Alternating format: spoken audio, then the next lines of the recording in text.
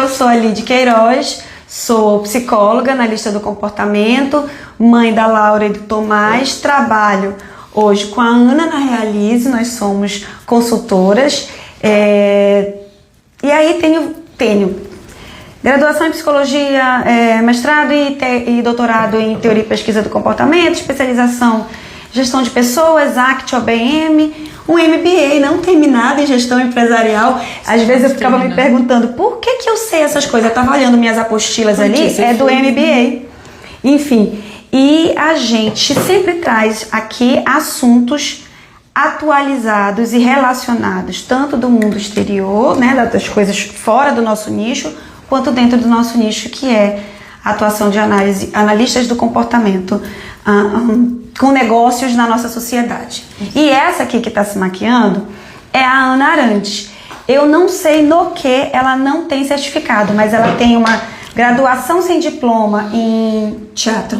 Eu tenho uma graduação em artes cênicas, outra graduação em psicologia, tenho especialização em ABA, especialização em arte, mestrado em educação especial, doutorado em psicologia, pós-doc, 2 pós-doc, um em psicologia, um em educação especial, outro em psicologia. E a gente é a Realize ABA.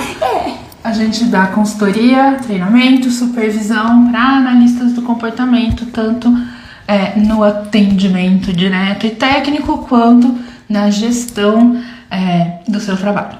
Isso. E aí a Ana veio com um artigo super legal essa semana, que a Helena já colocou no link da bio do Instagram, que é como que uma pessoa, um profissional que vai se candidatar ou que vai procurar emprego numa prestadora de serviços, né, em analistas do comportamento para pessoas com atraso no desenvolvimento, como identificar práticas éticas nessas organizações no processo de seleção. Então, ética é um assunto que é muito complexo. Parece simples, mas não é simples. A gente fala, é óbvio. Não é óbvio. Tem muitas camadas. E a gente conversando antes dessa live, né? A gente estava até falando da confusão que é feita entre o que é moral e o que é ética.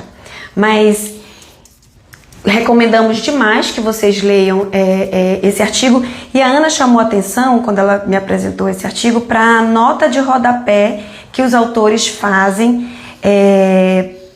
contextualizando o que eles consideram uma organização.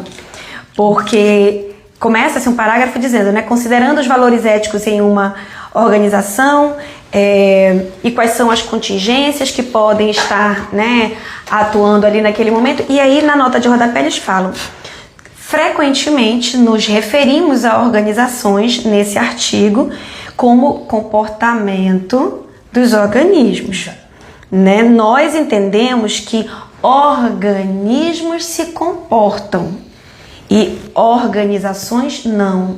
Eu achei isso assim de um primor, porque a gente fala, não, mas é porque lá na clínica, a clínica faz isso, porque a clínica aquilo.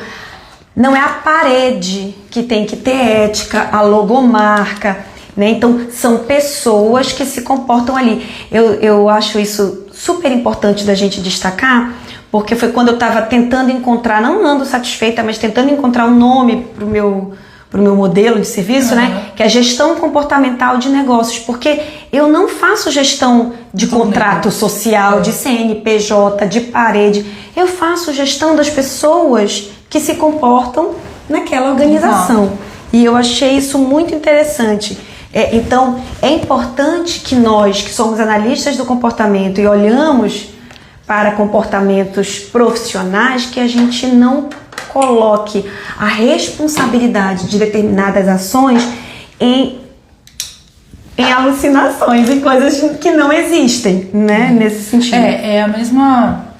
A gente fala, né? O comportamento das organizações. Então, quando a gente fala isso, entenda-se o comportamento das pessoas em grupo naquele contexto daquela organização, né? Do mesmo jeito que quando a gente fala punir, a gente fala punir, a gente não vai punir a pessoa, a gente está punindo o comportamento. Ou reforçar, A gente não fala, reforça o menino quando ele fizer isso. Não é o menino que você vai reforçar, você vai reforçar o comportamento que ele emitiu. Aí você fala, mas agora eu tenho que falar. Você não precisa, você pode falar, porque o importante é a gente se comunicar. Você não pode perder de perspectiva que o conceito é esse, que o conceito é sobre pessoas. Então, feito esse adendo sobre a compreensão das organizações, é importante a gente destacar que hoje a gente vai falar de ética profissional. E eu achei legal, Ana, essa sacada desse artigo dos autores. Eu não sei falar nenhum desses sobrenomes. Cox, eu sei falar. É um artigo de 2018 da Behavior Analysis and Practice, que é do Matthew Broadhead, do Sean Quigley, essa pessoa não sei quem é, e do David Cox. Quigley. Ou Quigley. Não sei como pronuncia, mas enfim, 2 dias antes do meu aniversário. Foi publicado.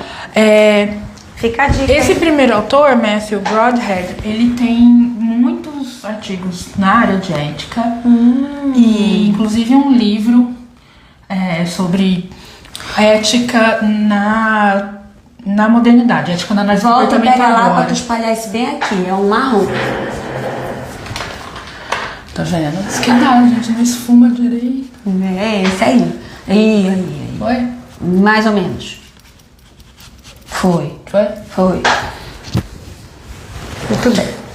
Sim, então ele tem vários artigos já relacionados à ética. Isso, ele trabalha nessa área. Muito bem. Vamos ao artigo, Ana. O que mais te chamou a atenção nas primeiras páginas, digamos assim?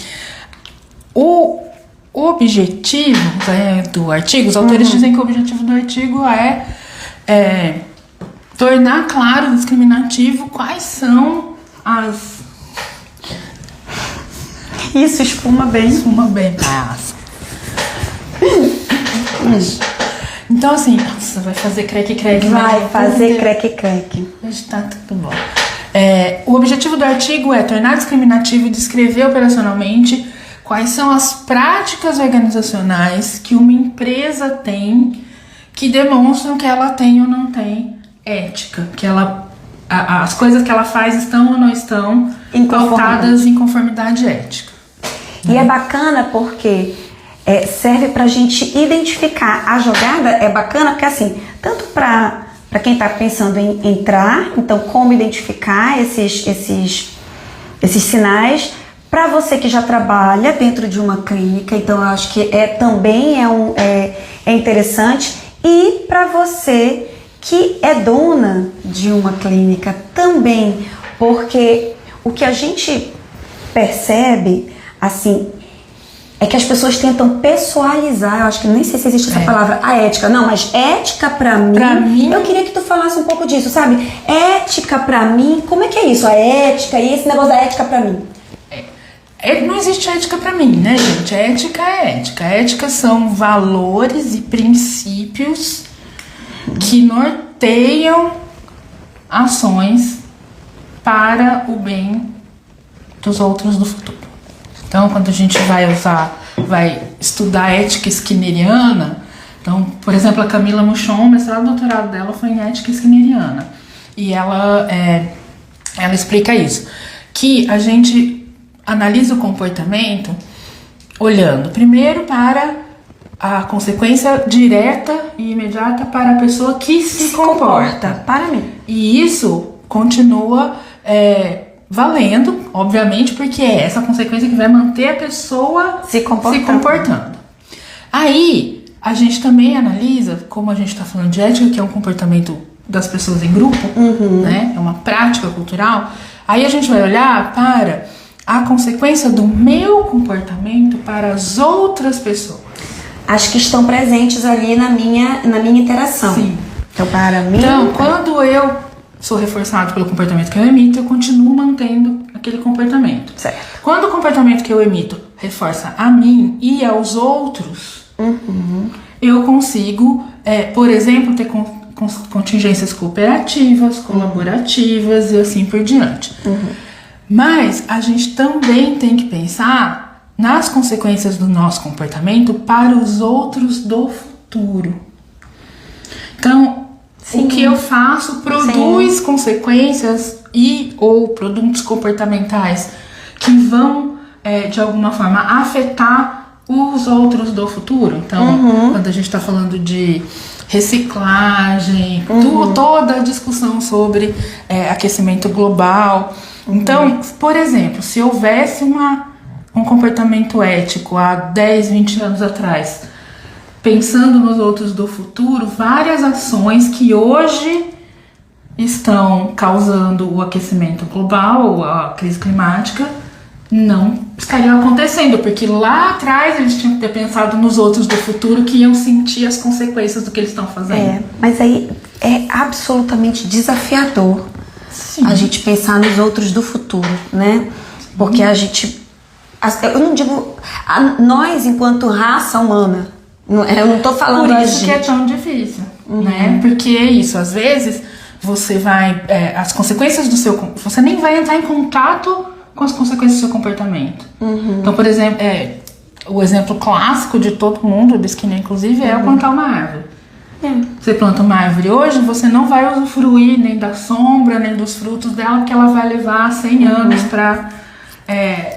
para crescer da sombra e dar frutos. Mas você ainda assim planta a árvore. Porque o que controla o meu comportamento não parece ser prioritariamente o bem-estar do outro do futuro. Ele tá em perspectiva, mas é o meu bem-estar imediato e de quem está na minha relação. E é aí que o conceito de valor da arte resolve todos os nossos problemas, porque é exatamente isso. O valor é uma operação verbal conscientemente escolhida, né, que modifica a função de estímulos consequentes e da própria ação enquanto ela é emitida. Então, se eu tenho valores que conseguem fazer com que o meu comportamento de plantar a árvore agora seja intrinsecamente reforçador, porque me coloca em contato com esse valor... Ou seja, reforço imediato. Porque precisa ter reforço imediato, gente. Não existe comportamento que não produza uma consequência. E é essa consequência que vai, né, ter efeito sobre os comportamentos futuros. Então, quando a gente fala, mas a pessoa agiu de maneira... como é que chama? Duro que perguntar pra você hoje a fase, que vai ser difícil. Mas eu agi com caridade, eu agi pensando só no outro, eu tava sendo... Altruísmo, obrigada. Eu tava sendo altruísta. Então, o Skinner no Beyond Freedom, além da dignidade, da liberdade e dignidade, né, ele vai desconstruir justamente tanto os conceitos de liberdade, de dignidade, quanto esses conceitos do altruísmo verdadeiro. Então, sim, você agiu em benefício, em favor, para produzir reforçadores para o outro. Por que produzir reforçadores para o outro é reforçador para você? Senão você não estaria emitindo esse comportamento. A gente não emite comportamento que não tem consequência, gente.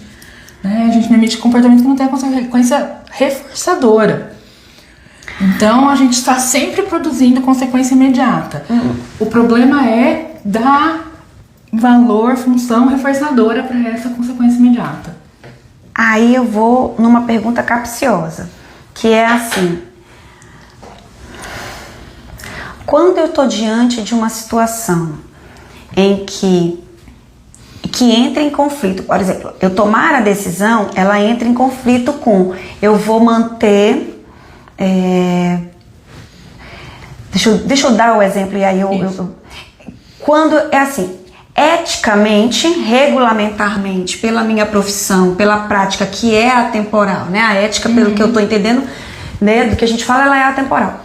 Eticamente, eu deveria tomar essa decisão. Eticamente, eu deveria tomar essa decisão. Porém, essa decisão não me beneficia imediatamente, talvez nem beneficie o próximo, mas no coletivo e no futuro beneficiará. O que então me faria tomar essa decisão se ela não me beneficia diretamente?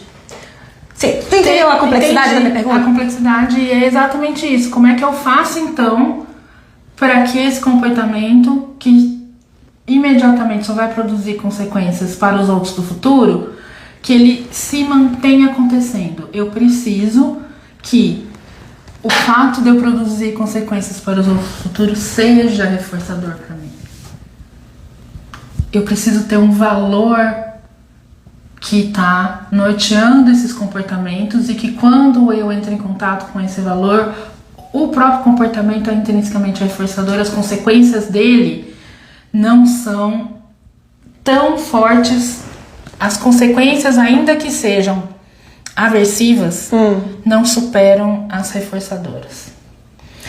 Por que você vai na academia? Porque você é doida e gosta de ficar lá suando? Não. Mas você continua indo. Por que você tá continuando indo se imediatamente está sendo punitivo? Porque eu não ir em determinado momento era mais punitivo do que ir. Então tem mais isso, mas não tem o fato de você esperar alguma coisa no futuro? Ah, mas eu não acreditava. Eu tô falando de mim especificamente, eu não acreditava. Eu achava que era pra não ficar ouvindo pipipi em casa, né? Tem que ir. Começou a passar as dores no meu corpo imediatamente. Aí eu disse, olha ela, as dores, melhorou a minha disposição. Aí começaram a acontecer para a Lidiane do futuro conseguir se agachar. Mas essas coisas que você começou a perceber no futuro, elas não eram contingentes ao exercício. Não eram. O que fez a ligação de uma coisa com a outra foi o verbal. O verbal. Né? Então é isso, a gente tem que fazer ligações verbais. Essa é a ética. A ética é essa ligação verbal entre uma consequência produzida para o outro do futuro e o meu comportamento agora. Então agora, ainda que dê trabalho, eu vou deixar de ganhar dinheiro, ou eu vou perder dinheiro, eu vou gastar dinheiro, ainda assim eu vou emitir comportamentos sob controle de valores éticos, porque isso é intrinsecamente reforçador, porque eu estou usando o comportamento verbal, né? Nem que eu não esteja consciente, tá? A gente segue um monte de regra verbal sem prestar atenção nelas o tempo inteiro. Mas isso me coloca em contato com o meu valor, porque existe uma regra verbal de que, olha, produzir reforçadores para os outros do futuro é importante para que a nossa prática continue existindo, tenha longevidade, seja boa para todo mundo, para que a área como um todo seja considerada importante para pessoas, por exemplo, neurodiversas, para que no futuro mais gente tenha acesso a essas práticas que hoje são acessíveis só a poucas pessoas. Nada dessas coisas vai imediatamente consequenciar o meu comportamento presente. Mas todas essas regras verbais e esses estímulos vão estar consequenciando, vão estar dando função reforçadora. E sabe o que foi interessante nisso que tu disseste? Porque enquanto tu estavas falando, eu estava pensando em contrapontos. Tipo assim, mas eu até quero ajudar. Eu vou te falar o que eu estava pensando e como que eu corrigi esse pensamento. Mas eu até quero ajudar as pessoas, mas na hora que eu quero ser ética, mas o boleto chega. Aí, como foi que eu resolvi enquanto tu estavas falando? Vamos olhar para o nosso contexto. Quem são as pessoas, a maioria das pessoas que hoje têm negócios em análise do comportamento para pessoas com atraso no desenvolvimento? Ou são terapeutas que viraram gestoras, então lá na minha escolha pela minha profissão de ser terapeuta já estava atrelado a um valor pessoal, cuidar, atender, melhorar a vida do outro, então o outro é importante para mim. Sim. Eu trilhei esse caminho de terapeuta para isso. Ou eu sou mãe ou pai e isso é muito importante para mim, que não apenas o meu filho tenha acesso, mas que outros filhos. Então já parte disso, do imediato, entendeu? É diferente da pessoa que fala, mas o dinheiro no bolso. Entendi, o dinheiro no bolso é importante. O que é mais importante? Aí, Né? se você quiser considerar que quando você fala isso, você está falando de uma ética pessoal, sim. pode ser que esse conceito definido dessa maneira caiba. Por que que a gente, na área de estudos de ética, mais especificamente, né, a gente não aceita essa coisa da ética pessoal? Porque uma ética pessoal situacional, ela geralmente é empregada em proveito só da pessoa que se comporta. E não é moral isso? Não é a distinção entre ética e moral? Ok, é bom pra você? Massa, é muito importante que seja. Mas não só deixa de produzir, como vai produzir consequências punitivas, aversivas para os outros do futuro. Pois, sim. O que eu tava na minha análise, o que eu tava linkando é o que vai garantir. Porque eu pensei, né? Eu não queria fazer exercício. Durante meses a fio, eu ia com raiva e voltava com ódio. Eu nem vou. O que foi que me fez, apesar disso, permanecer indo? Então, o que é que me faz, enquanto gestora, porque eu vou ter que abrir mão de cliente, eu vou ter que negar credenciamento, eu vou ter então eu vou ter que contratar, gente, eu vou ter que contratar uma supervisora mesmo pro caso que seja. Não só você vai ter que contratar, você vai ter que fazer o que ela disse que tem que ser feito, porque só contratar não adianta. E aí... Tá? Receba o recado. E aí eu faço isso porque eu tenho um valor pessoal de cuidar do outro. A minha trajetória, ela começou, que é muito difícil de se encontrar quando a gente tem acontecido cada vez mais, quando donos de negócios aba para pessoas com atraso no desenvolvimento vieram de outros lugares que não é o contato com o ser humano, economistas, administradores, ricos de incorporadoras que abrem negócio. Marido que faz planilha. É muito pouco provável, para não dizer zero, que esses seres humanos vão considerar práticas que beneficiam, que cuidam, que preservam o indivíduo. Aí é que entra a necessidade de códigos de conduta ética. Então, mas como é que então a pessoa vai saber que isso vai beneficiar os outros do futuro? Ou vai produzir consequências muito negativas, ou produtos que vão impactar negativamente na vida dos outros do futuro. É um repertório refinado que precisa ser construído ao longo da vida, eada. Como é que eu vou fazer para que ele seja, né, que esses comportamentos sejam emitidos agora, se, né, não chegou nesse tanto de treino de relações arbitrárias?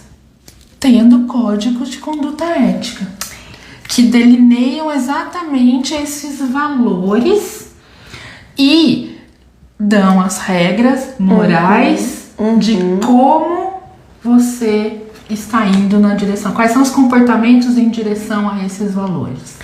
Então, para você que chegou agora na nossa live, o que a gente está falando é como que você, que é profissional, pode identificar se um espaço está em conformidade com práticas éticas. Eu não sei se eu já te contei, mas eu escolhi uma palavra para mim para 2025.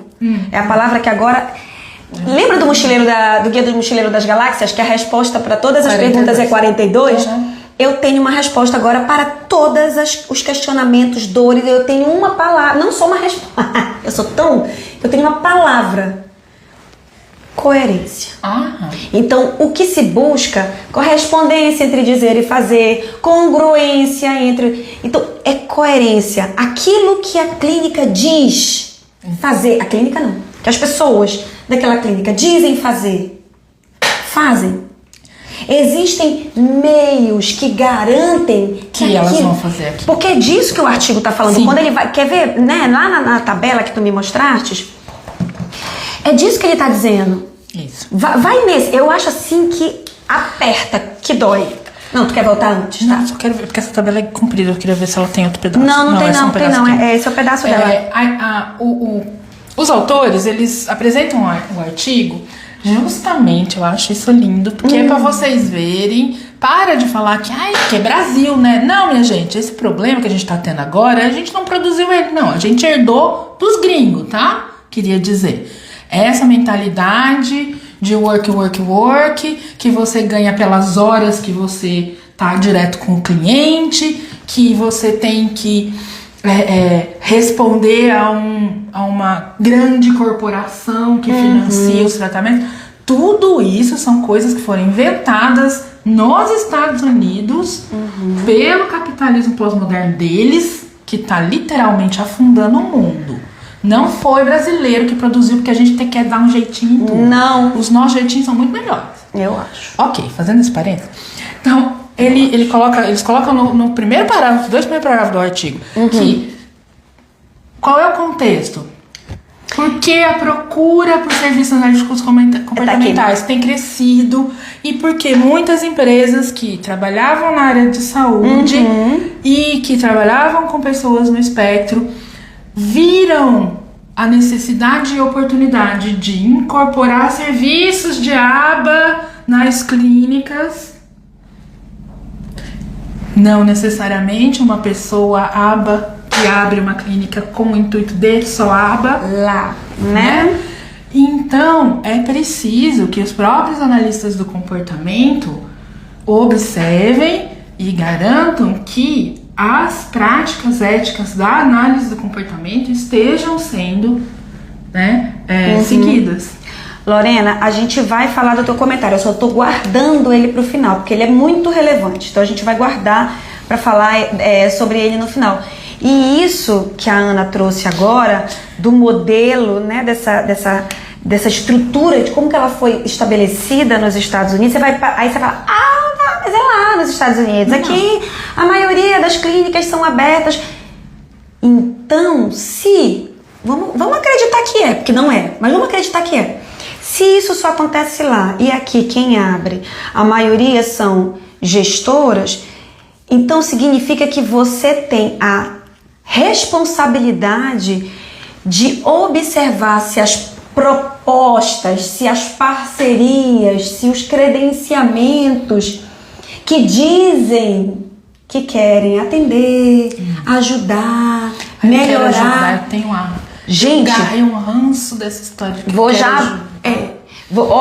A Verdinha, a operadora Verdinha, se você entra na estrutura dela, eu não entro nas outras, eu entro na da Verdinha.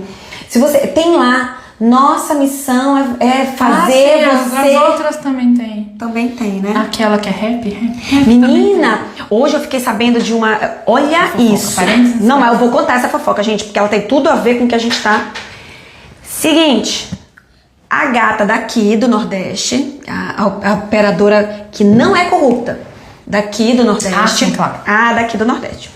Ela tá como, né, devendo... muitos R$1.000 para uma clínica. Vou pagar. Tá. Entra em contato, esses dias aí para trás, uma pessoa do financeiro dessa operadora, em que os donos são todos da mesma família. Lembra que na lista dos bilionários brasileiros? É aquela gente muito feliz, muito happy, né? É essa mesmo, todo mundo muito feliz. Dizendo, eu posso dar um jeito de viabilizar esse pagamento. Eu posso dar um jeito, eu sou funcionária e eu posso dar um jeito, eu sou do financeiro.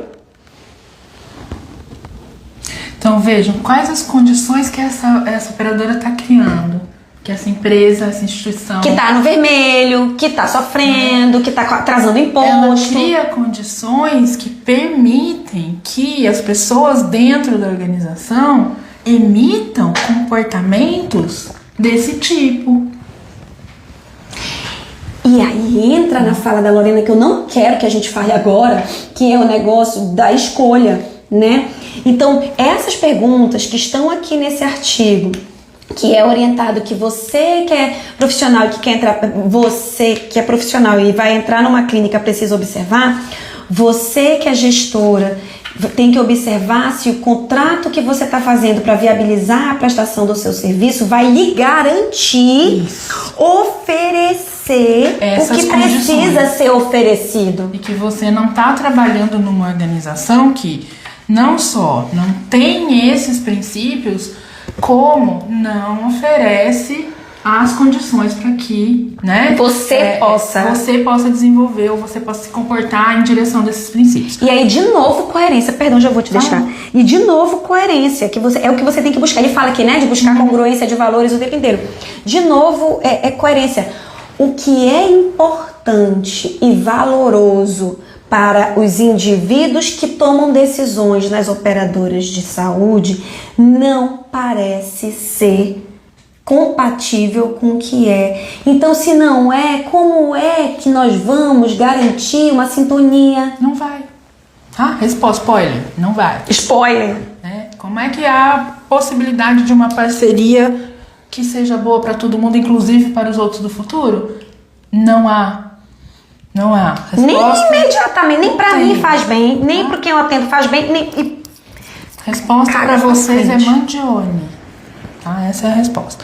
Então, os autores, eles propõem assim, e isso é muito legal porque é uma tendência, eu sei que sabe mais dessas coisas aqui, uma tendência bem, né, nova, que é essa coisa de que quando você está participando de um processo de seleção e você está sendo entrevistado pela organização que quer contratar, que está selecionando, você também está entrevistando esta organização. Você precisa ter, né, essa postura. Não só eles estão procurando um determinado perfil de funcionário, como você também deveria ter a consciência de qual é o perfil de organização que você está procurando para trabalhar. E isso é muito legal. Eu sei que até algumas clientes minhas, que já foram, né, clientes, diziam assim, tu acredita que agora, uma amiga pode ligar lá, tu acredita que agora eles é quem estão entrevistando empresa para... Que bom. Aí a minha vontade não, que eu falo, se veja bem, o jogo virou, quem achava que eu estava na pior. Então, você tem que praticar o desenvolvimento da habilidade de estabelecer a autonomia das suas ações desde o princípio. Eu ouço vários clientes hoje em dia dizendo assim pra mim, minha mãe sempre falou, não dependa de homem. Por quê? Porque no passado a mulher não podia dar nenhum espirro se fosse na hora errada, porque o dinheiro era racionado quando era ofertado a ela. Então na clínica, se você vai abrir uma clínica, garanta desde o começo que você é autônoma, que você não é refém de ninguém, que você não é refém, né? Nem de profissional, isso, nem de operadora, nem de família. E profissionais, o raciocínio é o mesmo. Você não é refém da sua gestora. Exato. Você não é refém da empresa em que você trabalha. Porque quando você é refém, isso quer dizer que você não tem controle das condições que controlam o seu comportamento. Quem tem controle das condições que controlam o seu comportamento é outra pessoa. Portanto, você vai fazer o que outra pessoa decidir que você vai fazer, porque é ela quem controla os reforçadores. Exato. E aí, engraçado que a gente fez uma reflexão outro dia, né? Do pagando bem que mal tem. Essa é uma coisa que a gente acaba usando para justificar as nossas ações. E aí tu disseste assim, não paga. O meu nome está vinculado. E nós, o que nós temos no ambiente profissional é o nosso nome. O nosso nome. Eu estava vendo o cara que era o chefe do financeiro da Americanas, eu vi a notícia essa semana. Ele abriu um negócio numa comunidade carente, porque ele não conseguiu... Não, uma comunidade vulnerável, porque ele não conseguiu emprego em lugar nenhum. Valeu a pena ele embolsar dinheiros? Então, que preço é esse? Não sei, mas no meu caso é assim, eu vou poder mudar de país, de preferência de continente, e passar os próximos 50 ou 60 anos da minha vida vivendo muito bem, obrigado, sem precisar fazer absolutamente porra nenhuma, viajando o mundo, comendo caviar, tomando champanhe? Se for dinheiro suficiente para isso, talvez. Mas eu não sei, mas é uma quantia grande, em euro de preferência, porque o dólar está desvalorizado. Então, assim, às vezes a gente precisa pôr valor nas coisas, gente.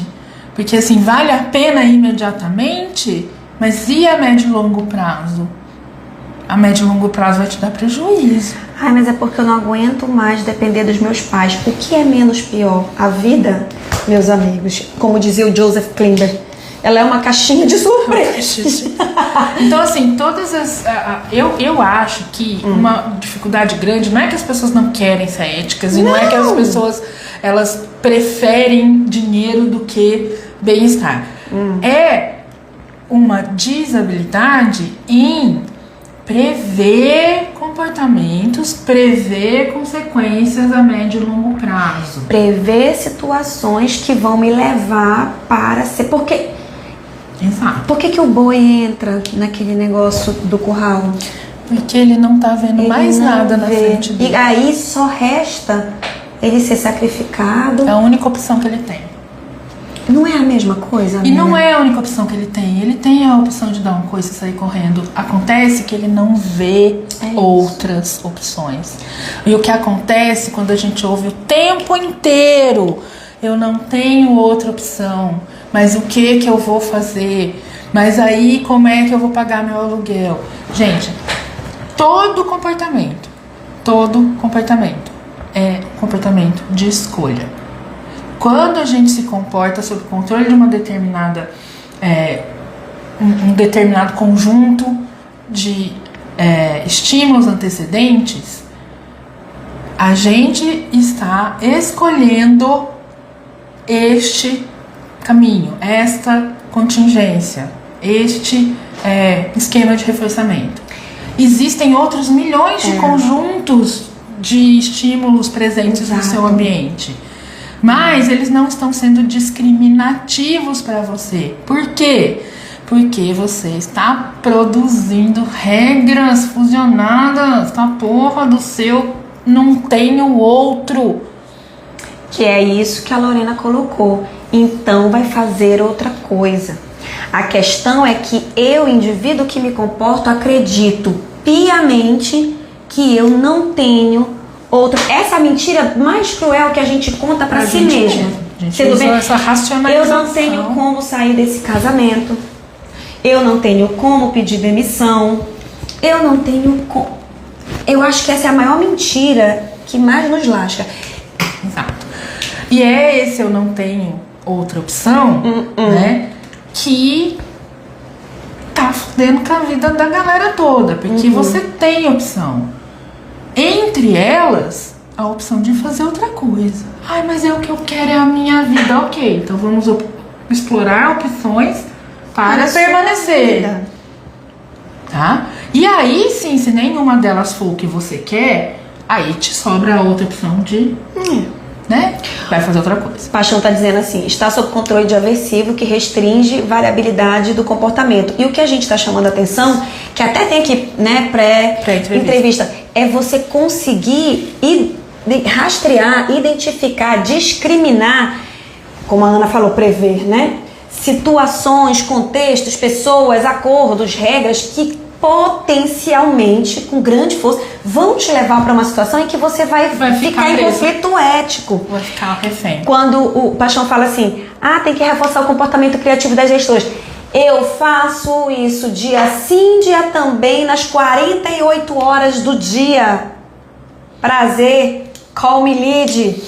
Porque é isso, é dizer: amada, você tem escolha. Exato. A ideia é, então, como é que eles organizar aqui, estruturar, né? Então, assim, primeira coisa que você tem que fazer, se você está pensando em se candidatar para uma vaga em uma determinada clínica, né? Você vai fazer um trabalho pré-entrevista, né? antes até de te chamarem para uma entrevista, talvez até antes de se candidatar, de rastrear, né, quais os valores éticos dessa organização. Cara, tem isso no RH, quando eu fazia coisa de RH, que é assim, pesquise o máximo de informações disponíveis sobre a empresa. Então, assim, tem muitas fontes para você conseguir essas informações. Então, tem outras analistas de comportamento trabalhando lá. Quem são essas pessoas? Você pode conversar com algumas delas. Qual é a formação e escopo de treinamento dessas pessoas? Porque se você é chamado para uma clínica e você olha, o quadro inteiro da clínica é formado de gente que nem tem especialização, você já começa a falar, porra, caralho, o que eu vim fazer aqui? Né? E aí você pode começar a pesquisar online. Ver se as famílias referenciam. Gente, sempre tem o boca a boca. Sempre tem. Tá? Então, assim, é o mesmo conselho que eu dou pra todo mundo que fala que eu acho que eu vou fazer mestrado. Escolha bem quem vai ser seu orientador.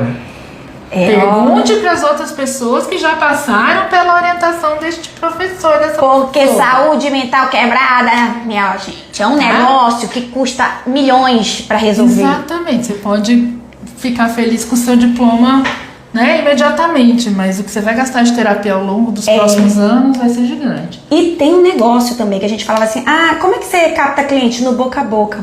Como se isso fosse um negócio que assim, é assim. Gente, boca a boca tá em todo canto. Quando um influencer manda você comprar gominha pro seu cabelo crescer, isso é boca a boca. É alguém que tá indicando. É por isso que as empresas pagam caro para pessoas falarem, porque eu tava estudando, revisitando meu módulo de marketing empresarial, dizendo o seguinte: as pessoas, elas compram com muito mais probabilidade quando uma pessoa falou para outra pessoa. Indicações têm mais força, né? E principalmente se é uma pessoa em quem você confia, que está relacionada com imagens, com categorias positivas. Coerência, congruência. Tem coerência. Aí, você vai, né, olhar para algumas coisas que você é capaz de encontrar informações. Por exemplo, como que essa empresa lida com os dados dos clientes. Então, se você entrar no Instagramzinho da cliniquinha, que é toda feita em tons pastéis, e tiver lá um monte de foto das crianças, já é uma indicação de que... Começa a acompanhar os stories também desse lugar que você está considerando. E aí, então, você também vai verificar se esta empresa dá oportunidade de desenvolvimento profissional e pessoal. Então, é uma coisa que geralmente você vai achar em mídias sociais, no próprio site da empresa, ou perguntando para as pessoas que já trabalharam ou ainda trabalham lá. Aí você vai tomar a sua primeira decisão. Ok, acho que dá para eu ir para essa entrevista. Mas você vai para a entrevista já preparada para investigar outras coisas que vão te informar se essa empresa tem valores éticos que estão alinhados com a ética analítica comportamental, que é a ética que eu espero que você esteja se alinhando se você é uma analista do comportamento. E aí ele vai fazer... Na entrevista. Na entrevista, né? Ele dá a dica pra gente pensar em várias áreas que a gente vai ter que rastrear, vai ter que caçar informação. Primeira é a de desenvolvimento profissional. Que legal a sua empresa, como vocês fazem para fomentar desenvolvimento acadêmico? Eu tenho vontade de fazer um mestrado, como é que seria para a empresa, né, me apoiar no meu mestrado? Muito bem. E até se eu não estou pensando em fazer o mestrado, como que é a política de vocês de incentivo de ir para BPMSOR? Vocês têm incentivo para a gente ir nos congressos nacionais? Incentivo para publicar artigo? Vocês têm incentivo para publicar artigo? Quais são os treinamentos de equipe que vocês dão repetidamente? Periodicamente. Quantas vezes por mês ou por semestre ou por ano eu vou ter acesso a um treinamento com um profissional capacitado? Costuma ser qual carga horária? Esses treinamentos são feitos dentro da carga horária de trabalho. Cara, isso é tão importante que a Ana tá trazendo, porque Tá?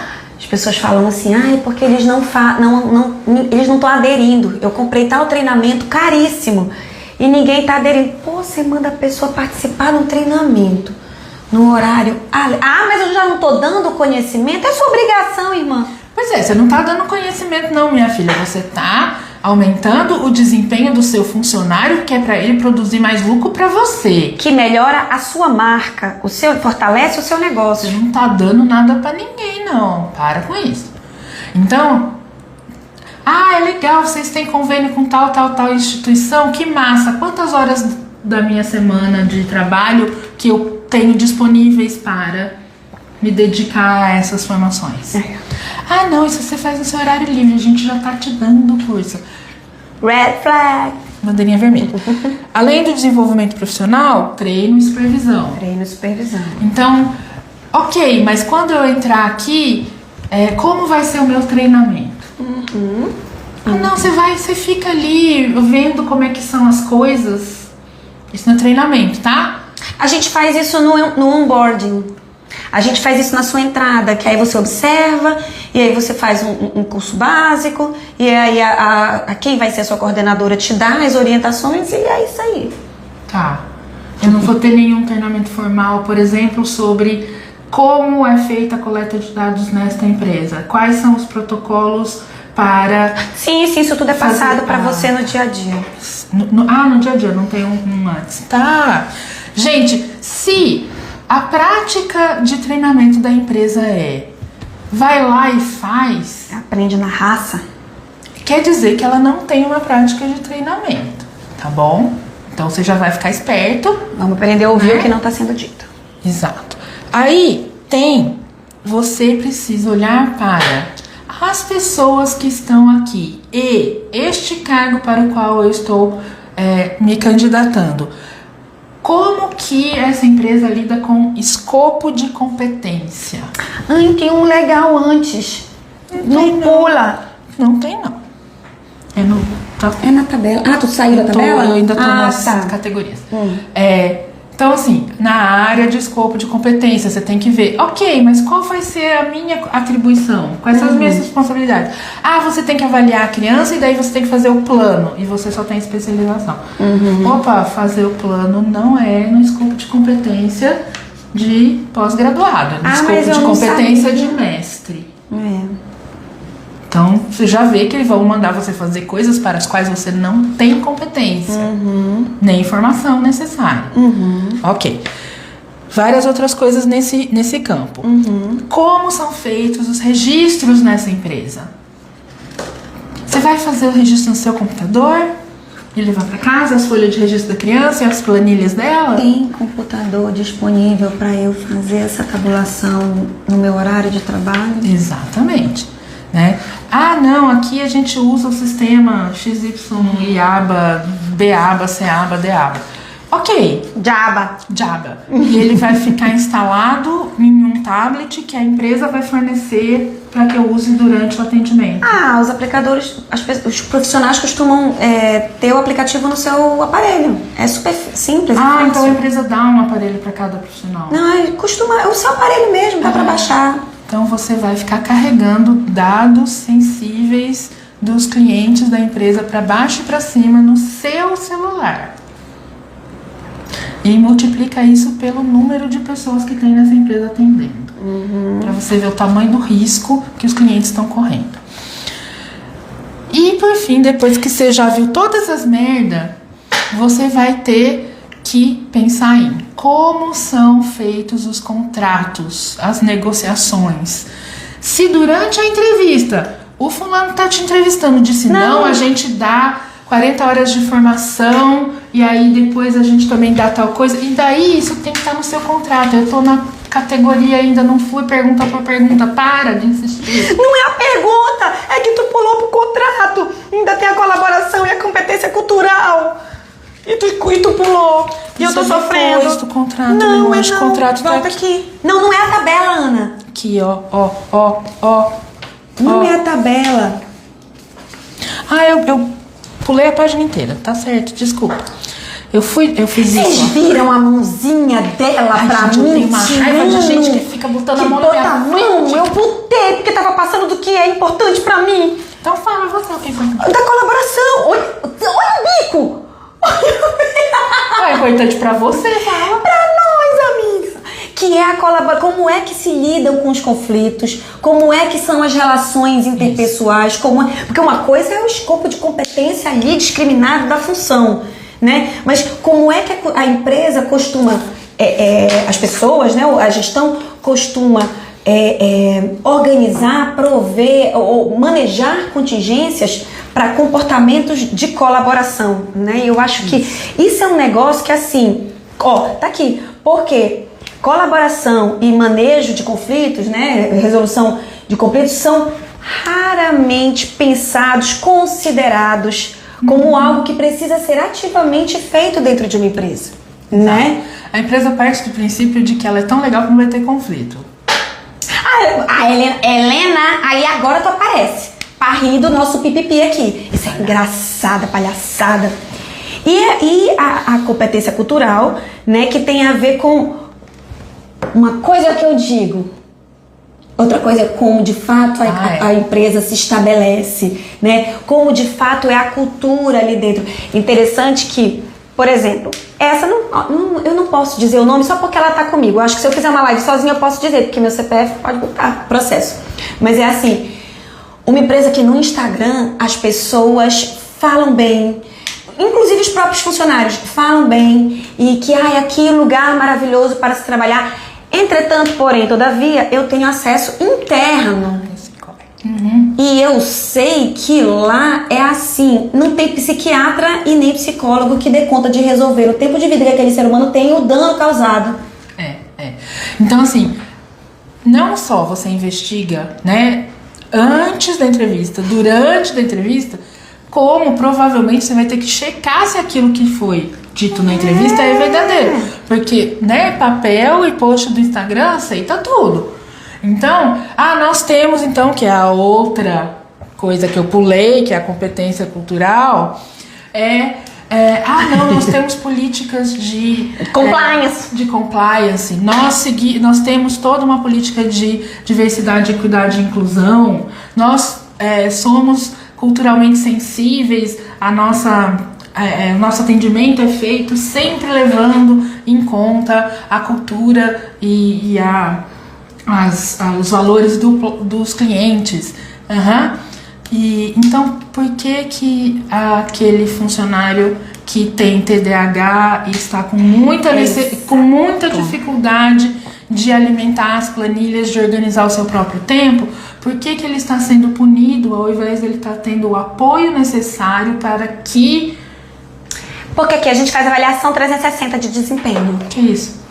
É quando tu é avaliado pelos teus pares, por quem está abaixo de ti, por quem está acima de ti. Então a gente faz isso, tem um checklist pronto, a gente contratou de uma empresa e ele não está indo bem, porque lá ele tem que fazer a tabulação das planilhas. Ele tem mesmo. Quais são as condições que você está dando para aquele indivíduo que precisa de adaptações para poder ser incluído, para que você forneça equidade na sua avaliação 360. Mas agora eu vou ter que pensar em incluir também quem trabalha. A gente já então trabalha... você também não tem política de diversidade. Só quem trabalha aqui é neurotípico. Não era nem isso. Eu só penso em política de inclusão para os meus clientes. Não, se você só pensa em política de inclusão, você não está pensando em política de inclusão, você está pensando em marketing. É diferente. Multinível. É a avaliação multinível, é a diferença, assim, tá? Pois é. Então, tu pode parar. Ih, amiga, pros contratos, pra onde tu quiser. Não, era isso. Era esse. Eu ia terminar com o contrato.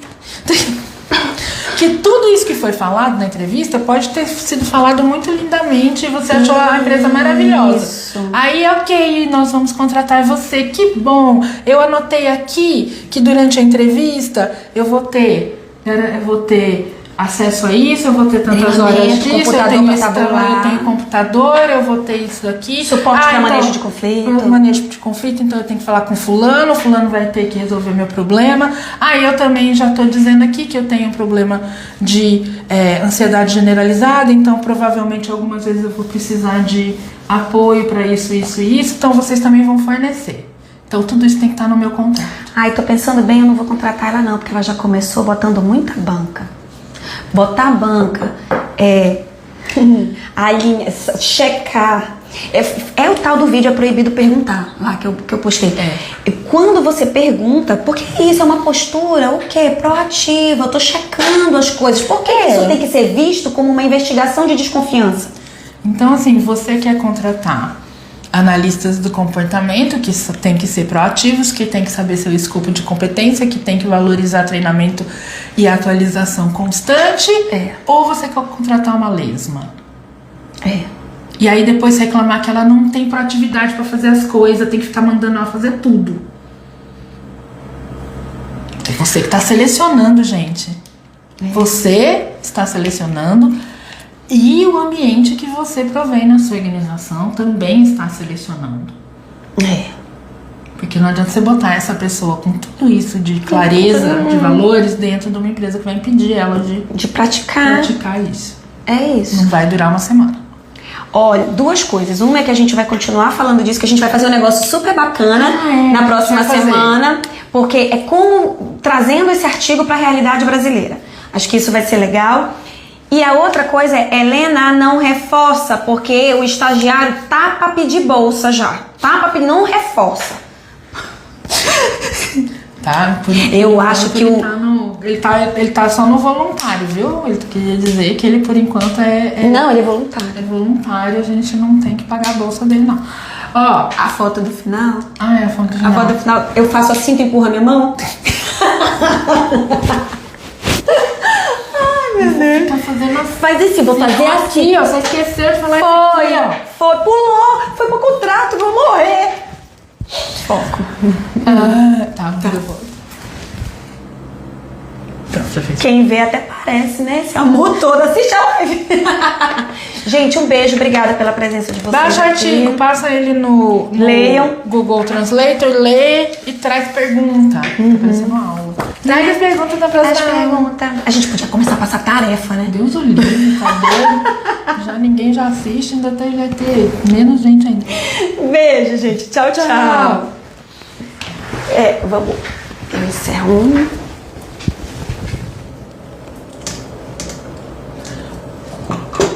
Compartilhar com cuidado você aí, viu? Primeiro eu vou encerrar agora.